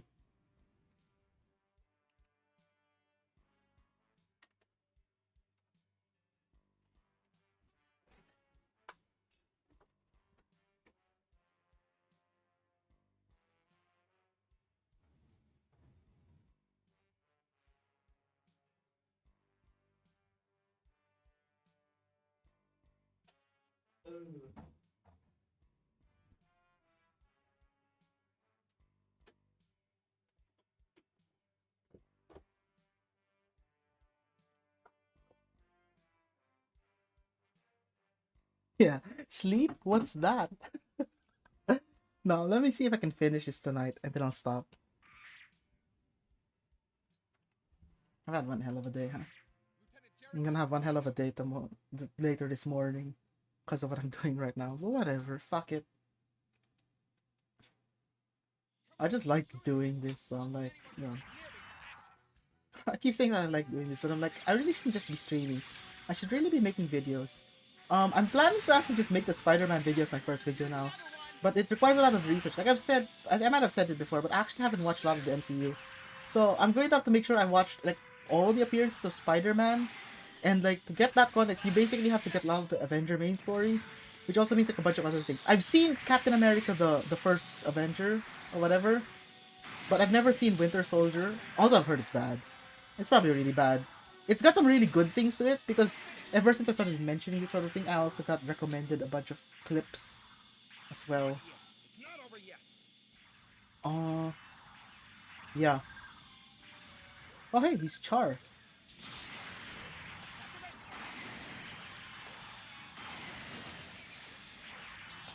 Where was I? So, I'm gonna have to watch Captain America, Winter Soldier.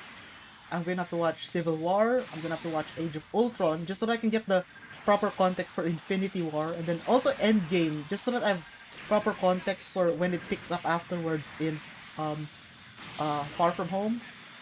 And I'm probably gonna rewatch the Raimi Spider-Man films, as well as the MCU Spider-Man trilogy again. Well, except for No Way Home, because I'm like, I don't know, man. I've got a copy of Homecoming and Far From Home already, and like I'm not gonna go look for a copy of No Way Home right now, not while it's too fresh. Yeah, so I'm gonna go and like do that. But I like remember the last time I did this kind of like homework of watching videos to prepare for my other video that I never made. I still haven't made my video on the Death Star from Star Wars. Even if I did my research on like films that a war film that Lucas watched to get the idea of like space battles and snub fighters, and then a war film that Ryan Johnson watched to make that abomination with the bomber thing. Anyway, right, you gotta put pressure on the fucking bits units, because like if you let them use their bits, like they will just fucking ruin the entire fight. Oh crap! I thought it was a spin. So if you do R2, you get the spin. If you get dashing R2, you get the weird charge attack, which technically has a higher damage potential and a juggle potential, but at the same time, it's kind of hard to land.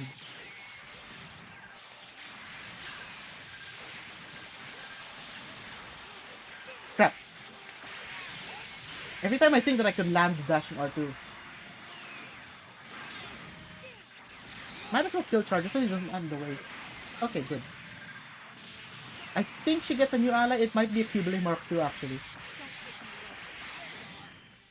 No, I think we get to bully her now. Nice. Yeah, she gets no more allies after Charlotte did. Good. So anyway, where was I? Oh no, she gets an ally. So anyway. Yeah, I'm gonna have to be watching a bunch of things. I'm gonna enjoy watching the Raimi films again, though. Yes, even Spider-Man 3. I like a lot of it. I'm not gonna say it's good. Like, again, let's not mix our feelings up here. Like, I like Far From Home. I think there are lots of good things about Far From Home. It's not a good film. There's too many problems with a bunch of it. And honestly, I also feel those problems too on a subjective level as well. I seriously don't understand how fucking Mysterio could fool the entire world. I get it that the real Nick Fury was away, but at the same time, like, how the hell was Earth so left undefended? And how the hell, like apparently, like, governments were in on it, that, you know, according to No Way Home, right? Like, people knew that Nick Fury was not on Earth. So it's like, it must have been, like, the governments of the world, like, knew the status of that whole thing with this Neo Shield thing that Nick Fury's working on. So, like, how did they not know about fucking Mysterio? How did they not manage to investigate Mysterio? Or investigate more properly the... Oh shit, I wasn't paying attention. Okay.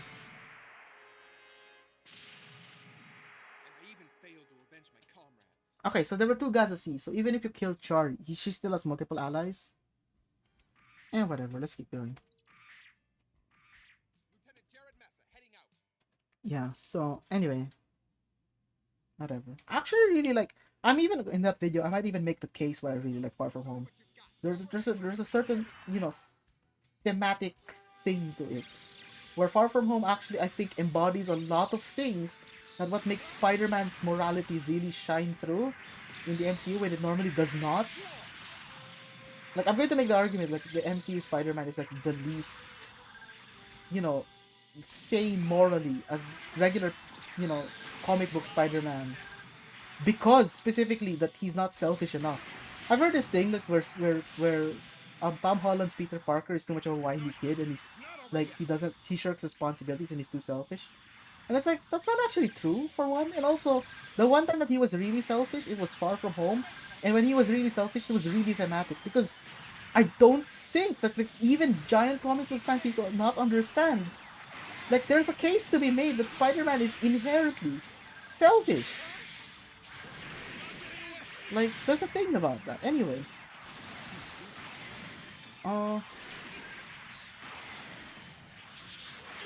Anyway, yeah. I'm probably gonna piss off some comic fans if I make this fucking video, but whatever. I don't care. And I'm not gonna piss them off just because I'm gonna say things that they don't like. I think at some point, like, somebody's gonna be able to make the case that mine was poorly researched, and I'm like, you know what, I'll take it. I'll take that kind of criticism, especially if it's right. But, like, I would like to know, like, what the counter evidence would be, right? And again, I think I can make a strong enough case based on very little source material. Just because I'm going to reference, like, the first issue that Spider-Man was in, and the fact that, like, because, like, the first thing sets up the entire rest of the story, is like, you should be able to catch the entire thing from the first bit. Oh, nice, Char's good. God, I love the saber moves of the Gatland. Practical, powerful, multi-hit.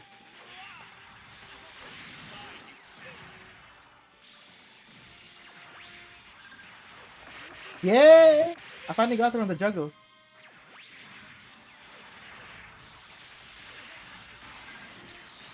You always gotta jump high so that you don't hit your ally with that move. Anyway. Oh god, jeez. Never give her time to send out the bits. Oh, seriously? You took damage? Oh, probably from Haman's thingy. Yeah, when Haman does the R2, it's crazy. When I play as Haman, I'll show that. Oh, god damn it.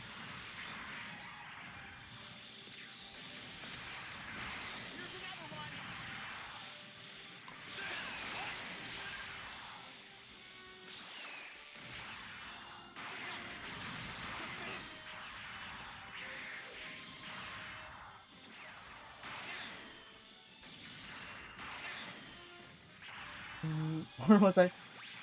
Yeah. I guess I'll do that eventually.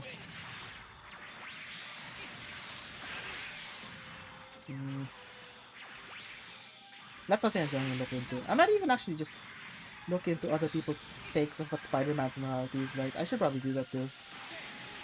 I'm gonna make one hell of a case, I think, so. Oh god, that was Haman's combo, wasn't it?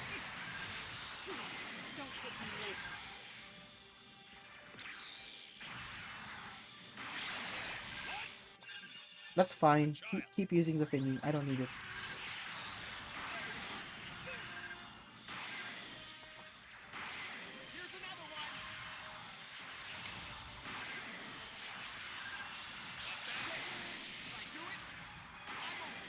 Nice. Keep her down. Keep her in control. Anyway. Oh! My bad. My bad. I thought I was doing good by doing a dash with a single shot so I could keep moving, but no.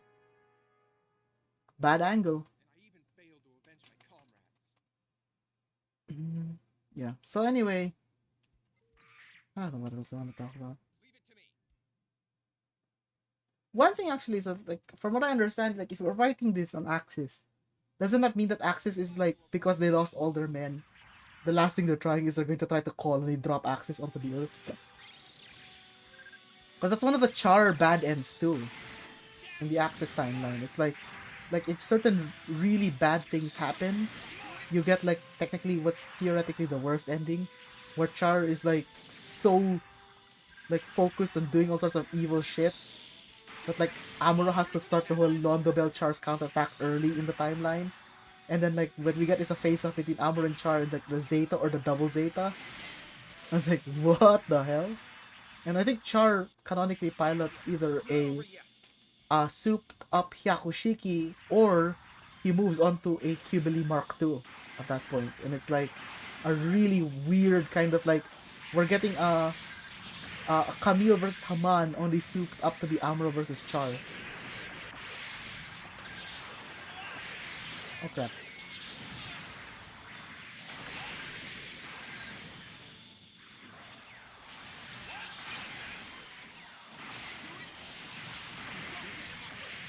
Crap. Get out of the way of the O. Crap. Never enough time to get combos in.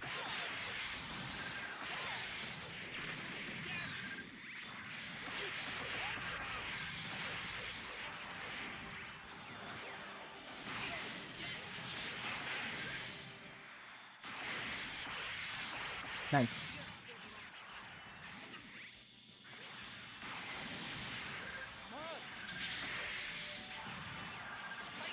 Get rid of Char now while I can.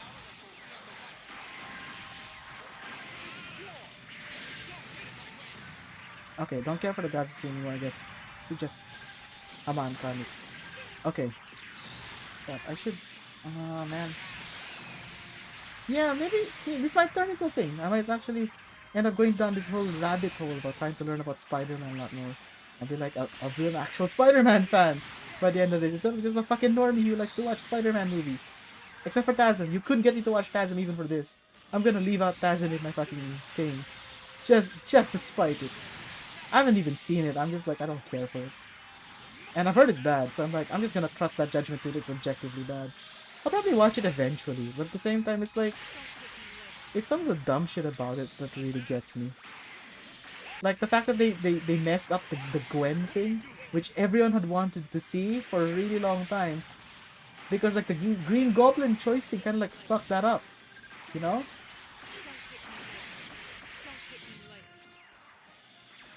Uh, yeah.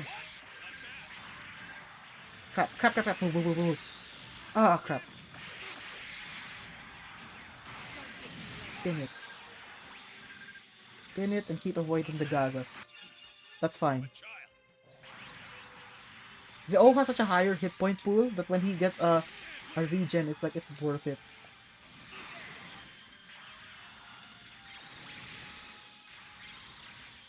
Yes, a long-range battle with a Cubile. What could possibly go wrong? Gotcha.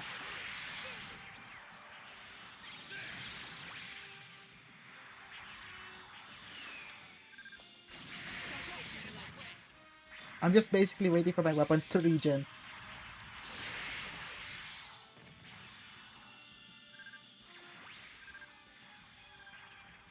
Okay.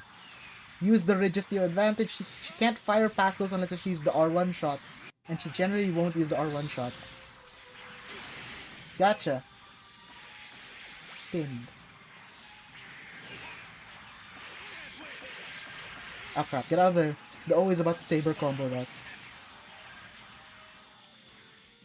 Oh crap.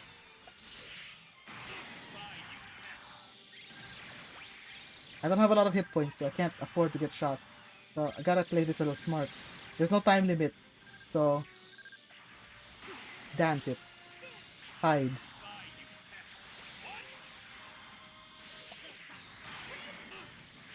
Okay. Hide, hide, hide in the ridges. Anyway, uh-huh. Retarget. Gotcha. Here we go, and this is the ending.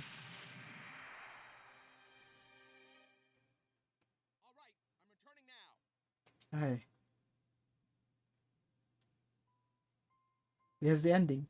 We stopped Axis. And then, this is it. The Titans now reign supreme. That's actually really scary. Multiple psychos. And like, Jared is piloting his bound dock, but like, I didn't even use the bound dock in this. God, are those Salamis classes? I like the kind of old school kind of shape. It's pretty cool. Ta-da! And that's just one ending. Okay. Ouch! A success rate. Okay. Average accuracy and evasion. Not good. Total time, 3 hours 41. Okay. That's fine. Oh no, close results.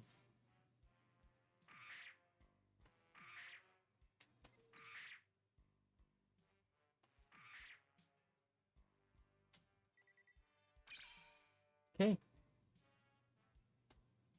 I think this is save and exit. So next time I start this, I'll pick Ayug. And then my Titans uh my Titans progress will not be removed. But you have to like basically restart UC mode and pick a different route, pick a different faction to like go there. Which is why I want to do the best end for all factions.